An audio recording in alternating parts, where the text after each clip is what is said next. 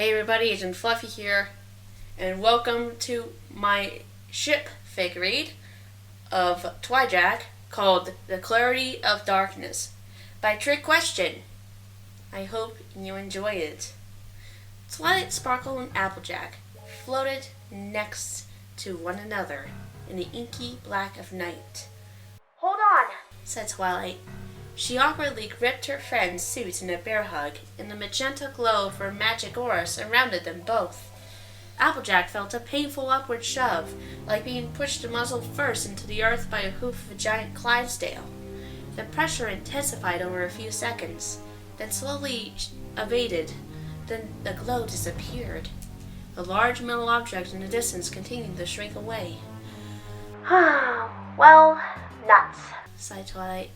"The gravity inversion I cast will continue to increase our acceleration as we descend, but it can't counteract the field's entirety. You were already moving so quickly once the pipe blew." "Dang man, Twilight!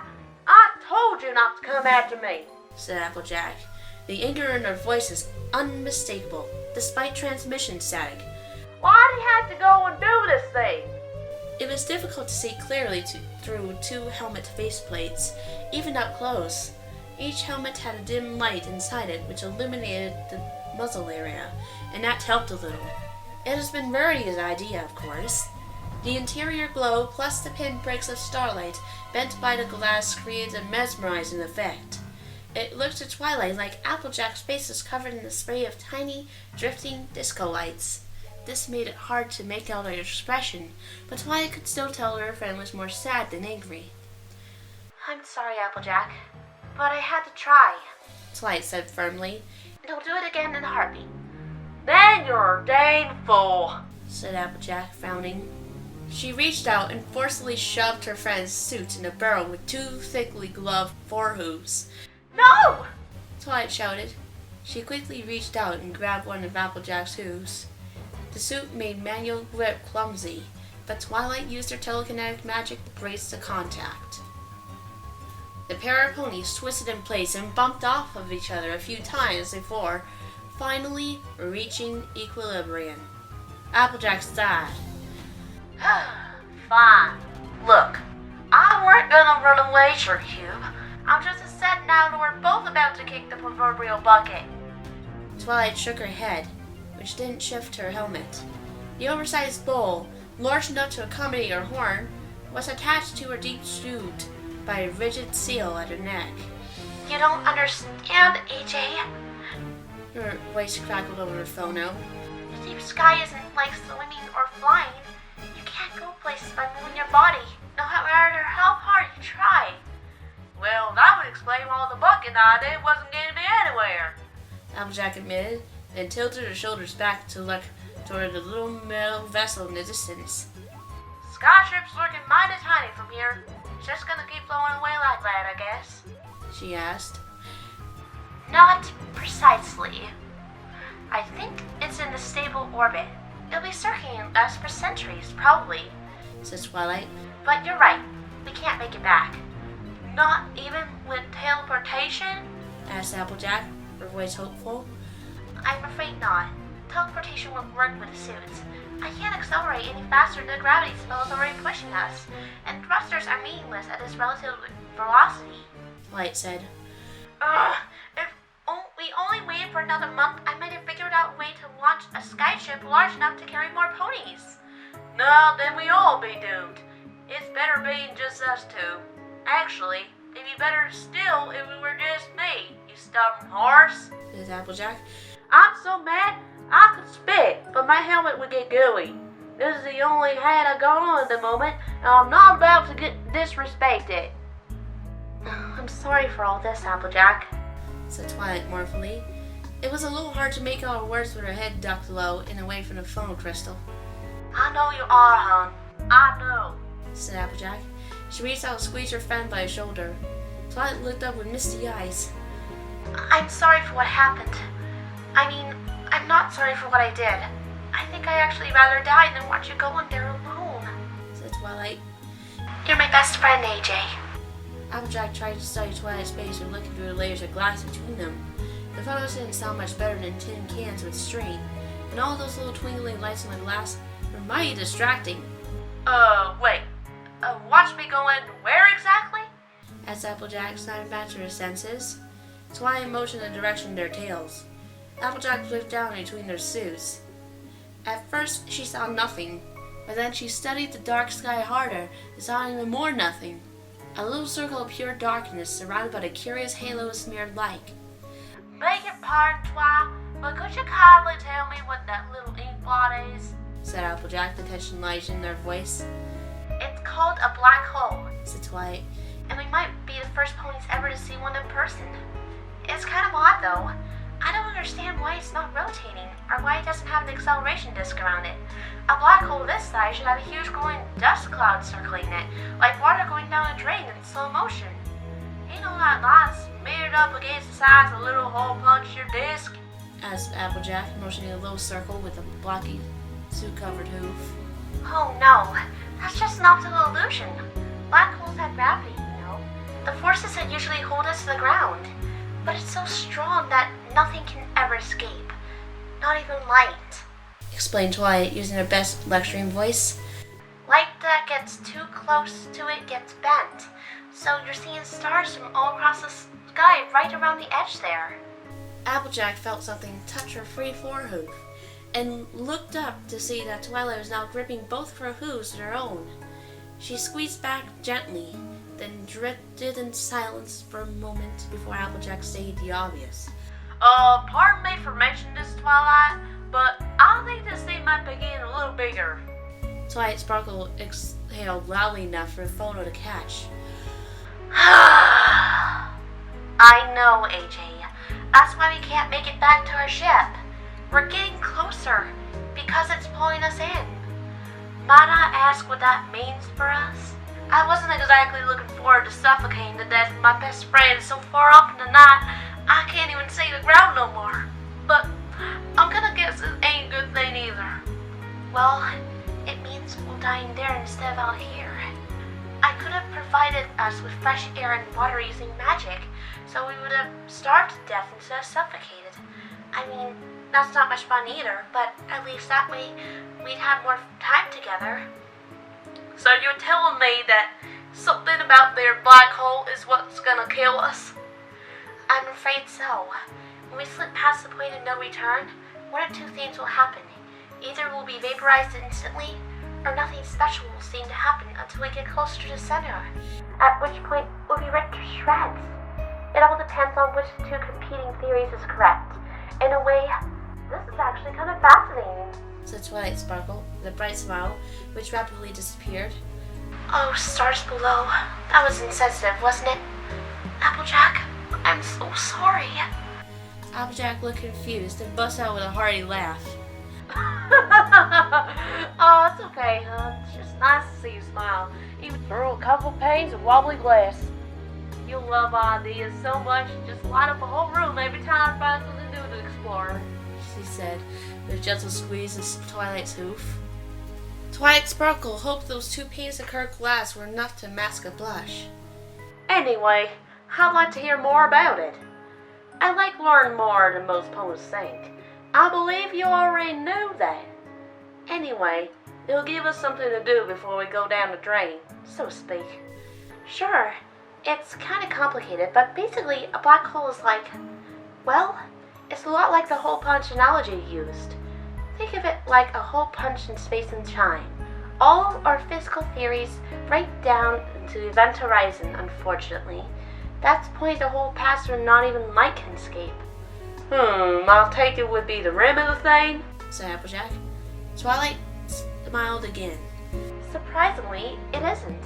That's another optical illusion. It's a little deeper into the hole.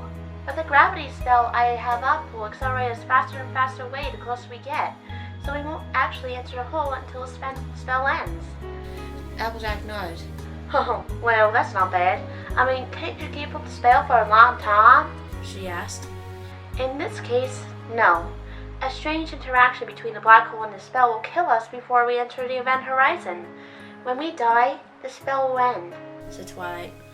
Alright then, how long we got? No need to sugarcoat. She tightened her grip on Twilight's hoof briefly in emphasis. I don't know. The math is too complicated to do in my head. But a rough guess say we have on the order of minutes. Maybe a half hour. Maybe longer. But I doubt it will last until bedtime. Unless you want me to cast a spell to make us fall asleep, I mean. Nah, I ain't afraid. Well, not dying anyway, said Applejack. For one thing, everyone comes home every other day with their head chock full of ideas about life and death. All sewn there by some crazy alicorn. She grinned. Twilight smiled regally. She's a wonderful student. So she's told you some of the basics, I guess? Yeah, and confidently, it helps me deal with Mom and Pa. At least a little. You just wake up somewhere, like from a day or daydream, I take it. There's a lot more to it, but that's usually a good analogy.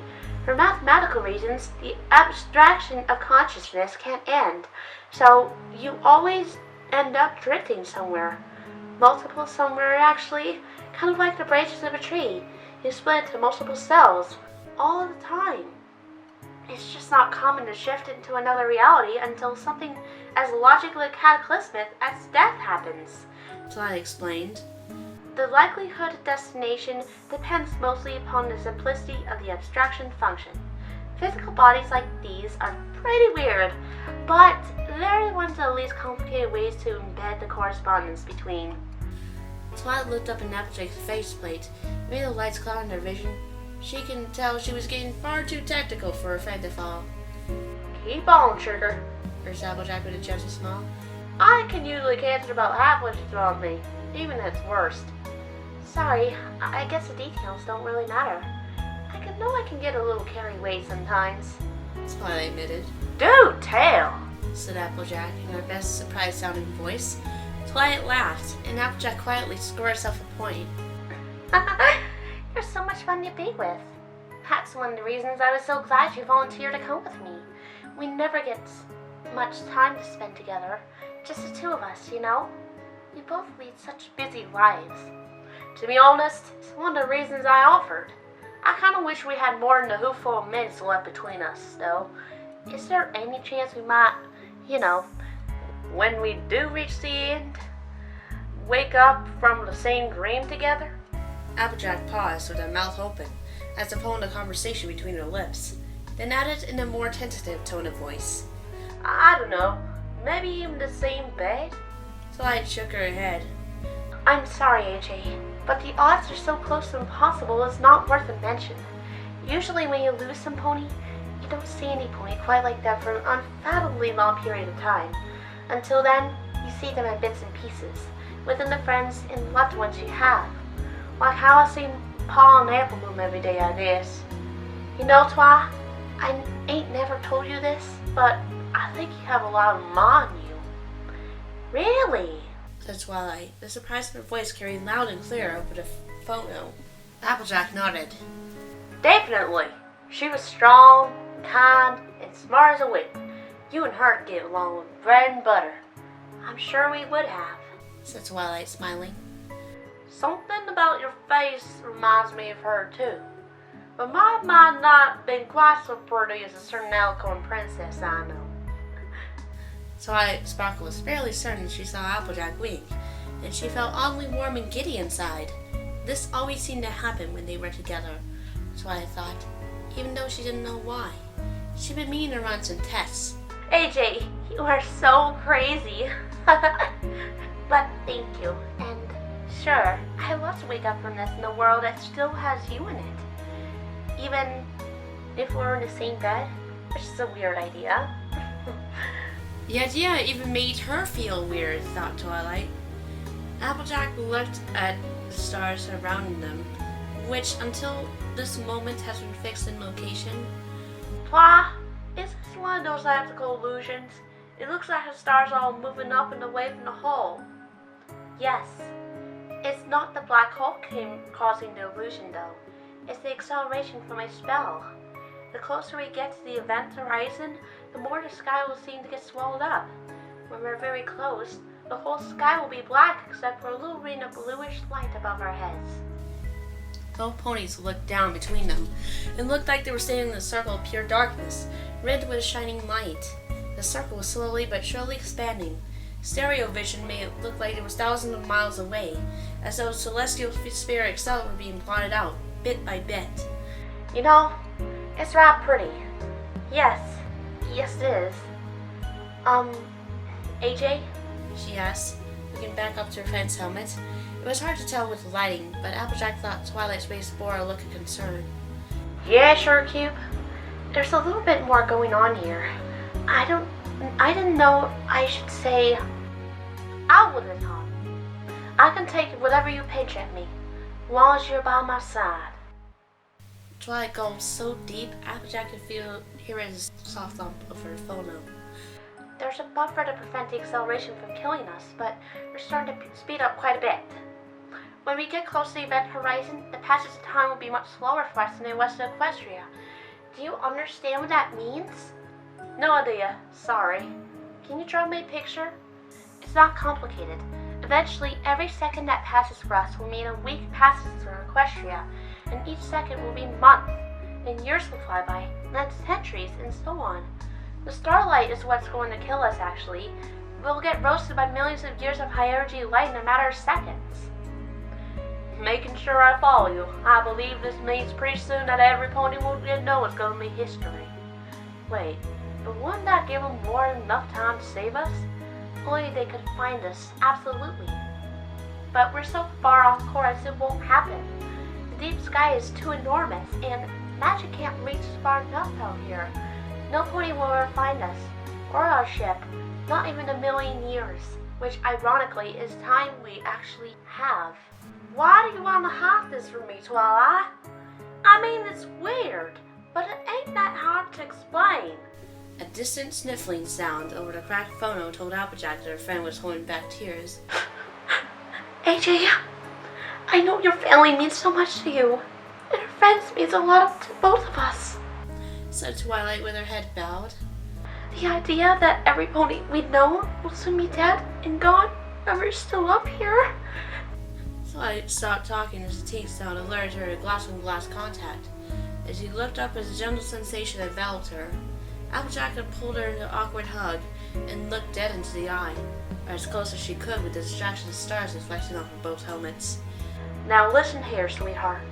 I do believe when I signed up for this here shindig, I promised I would follow you to the end of everything. Granted, I didn't know I would be mean it literal-like, but if there's any pony I won't be stuck with for a few million years, it'd be you. And that's the truth. Then Applejack smiled, and Twilight smiled right back. You always seem to have your hoofs on the ground, even way up here. You know, I really should be freaking out right now, but for some reason, I feel fantastic. Here I am hugging my best friend in the worst possible situation for us both. And I feel like I'm drunk on cider or something. Maybe I'm suffering from radiation poisoning? I don't understand. It's okay, huh? You're extra good at understanding some things, and I'll leave those to you. You'll just have to trust me in this one. I can understand it well enough for the both of us. You just got a case of nerves, and it feels good to be close to a friend right now. Applejack released a hug, and the pair of ponies returned to holding hooves. The circle of darkness beneath them was much larger. It looked like rather all the stars were migrating upwards, leaving behind nothingness. All of this happened thousands of miles in the distance. You know, we had pretty full lives for being so young. I wouldn't change a thing. Well, except for falling into the black hole part, of course. Me neither, hon. Something at your funny bone? I was just thinking about when we first met. You were the first pony I spoke to in Ponyville, and, well, Cadence and Spikes are good friends, but they always been more like family to me. Applejack, you were my first real friend. Did I ever tell you that? I never understood why any of you were so nice to me. I always assumed it was just fulfillment of the prophecy.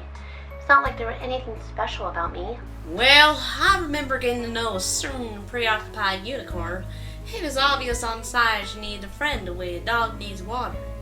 But there was more to it, truth be told. I knew there was something mighty special about that young mare the moment I laid eyes on her. It took me quite a while to figure out just what it was, but like you said, I wouldn't change a thing. Twilight smiled and looked into Applejack's eyes. It was a little easier to get to see past those layers of glass now with darkness engulfing the lower half of the sky. Yeah, I love you too, AJ.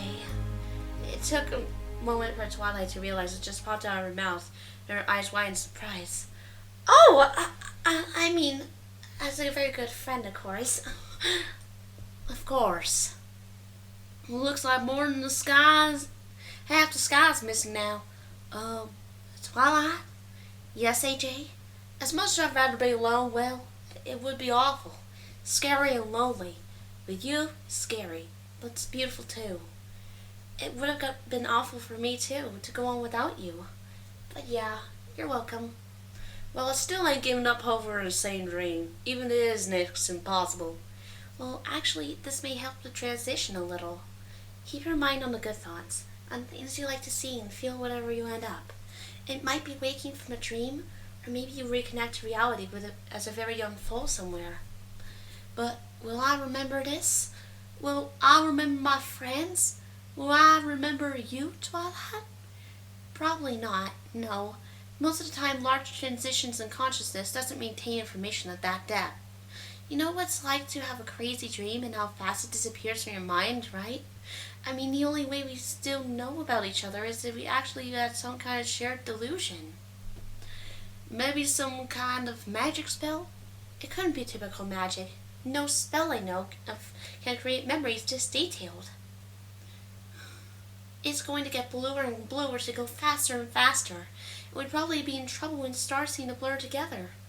Okay, you weren't noted, but think with me now, Twi. Zagor's potion gave you pretty fast visions, didn't it? Were they like this? Huh? That's actually true, AJ.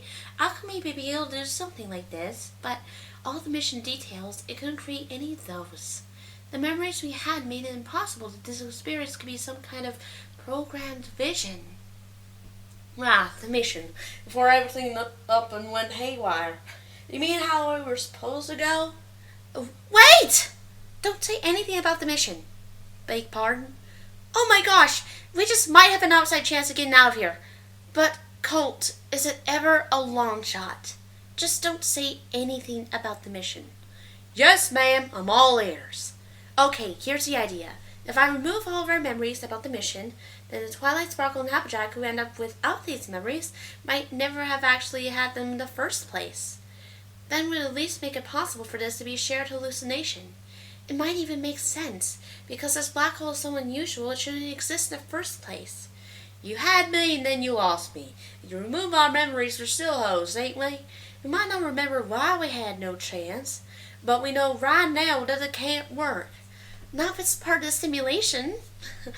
Look, it's really hard to explain, but it's the same consciousness connection turned on its head. If we remove our memories, we have just as much chance of being the ponies who never had the memories in the first place as we would be if we were simply remembering the hallucination some pony else had designed for us. That, plus the oddness of the black hole, will actually inflate the likelihood. Just look. I know you might think I'm crazy, but please trust me on this, AJ. Sugar, that's the easiest thing you ever done asked me to do. I just need your permission. Do it! Twilight cast a spell. The next thing either pony was aware of was a splitting headache. Ow! Said Twilight. She heard Applejack groan over a photo, and both ponies looked up. Most of the sky had been gobbled by the darkness. Projected above their heads were a large circle of stars, blue and blurry, like a broken planetarium. I guess we've been out for a minute or two. Spell worked for me, though. I can't for the life of me remember anything about a mission, or reason why I want to go up this high in the first place. Me too. Oh, Celestia, I hope this works, AJ, but it's still a long shot, because I can't think of a single reason some pony would want to torture us like this. I'd say Discord, but that ain't his style. Agreed. Plus, the magic involved probably require high-level alchemy, and who in the question would want to put you and I into a fake life or death situation? Ugh, it's Apple Bloom. Oh, that makes perfect... Oh, wait, what? Apple Bloom? Yep, I'm sure of it. That's got the kind of voice Apple she and her little friends would pull on us. And I'll bet you with Sakura's help she could whip a hallucination too. Granted, it ain't likely, but it's possible. and she had pretty much no access pass for both of us. Okay, maybe that makes sense. But Appleman wouldn't mess with us like this without a really good reason. Crusaders have done something like this before, actually. Nothing half as fancy, but the same idea. I mean, Twi, you know she's always talking about me getting a special stone pony. Okay, but what does this have to do with me? What do you mean, me? Like me? With you? Yes, I do. Now please don't go telling on my deathbed that I'm that bad of a potential mare friend, Twilight Sparkle. Well, of course not. You make the best mare friend any pony could ever dream of. Applejack is just... we're both mares. This I know, sure cute, but sometimes this is a thing that can actually happen. Wait, well, it sure is, but I guess I never really thought I could feel like... You're right, hon? Yeah, I think I am. Well, it's the best chance we have. Look, I know this is kind of sudden, Twi, but, we might be able to up our chances a touch more. If I understand its idea, you try to give my sister what she wants, and the whole thing adds up, don't it? Yes, I think so. It was hard to make out her voice with her head tilted away from the phono. She continued to stare up in the deadly circle of light in the distance. It seemed to Twilight to be a lot less scary than what she might find in the eyes of her friend. But I love you. I mean that as mainly as a friend, of course. And you don't want to look down here into my eyes and see this true. I will respect your decision. I just hope that whatever may come, I get to see your wonderful face again someday. The only time she ever heard Applejack sniffle was when she caught a cold. Applejack had already cried all her tears away, way back to the fall when she lost Ma and Pa. As Twilight watched the circle above her shrinking, she tried not to think about anything that might make her cry, but the image reminded her of closing the door, just like the emergency hatch of the skyship as Iris is shut. She had pushed away so many ponies away as a child, preferring to wall herself off in a protected world of facts and study. How many open doors she had let her slip closed in the friendless days of her soul youth. Twilight could feel warmth of her face and chest, filling her core. Lethal doses of gamma radiation for centuries of starlight, no doubt. But then again, maybe not. Maybe that burning sensation deep inside her was for something else entirely. With all the bravery she could muster, Twilight Sparkle lowered her head, and her eyes met Applejack's. Here in the deep darkness of empty space, with no twinkling lights left to distract her, she could finally see Applejack's face in perfect clarity. Applejack wasn't crying, but her eyes were wet. Twilight reached out and pulled her friend close to her, or at least as close as two bogies that deep shoots would allow, and she smiled. Twilight could finally see right through those two panes of glass within the lit helmet. A warm and welcome face, so familiar, and yet it felt like she was seeing it for the very first time. AJ? Yeah, Twa? Even as we don't wake up in Equestria, I'm really glad it ended like this. Me too, sure Q. Me too. Well, I hope you enjoyed this fanfic, the Shipfic, and, well, I will see you guys in the next fanfic read. Why, you know she's always talking about me getting a special stone pony. Okay, but what does this have to do with me? What do you mean, me? Like me? With you? Yes, I do. Now please don't go telling on my deathbed that I'm that bad of a potential mare friend, Twilight Sparkle. Well, of course not. You make the best mare friend any pony could ever dream of.